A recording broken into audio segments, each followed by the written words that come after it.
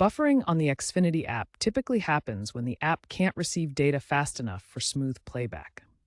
Common causes include network congestion, glitches within the Xfinity app itself, and limitations of your device like smartphones, smart TVs, or streaming boxes. High-demand events like live sports or peak evening hours exacerbate these issues. Xfinity has integrated AI-driven adaptive bitrate streaming, which adjusts video quality dynamically, but buffering still occurs, particularly for users with outdated hardware or in rural areas.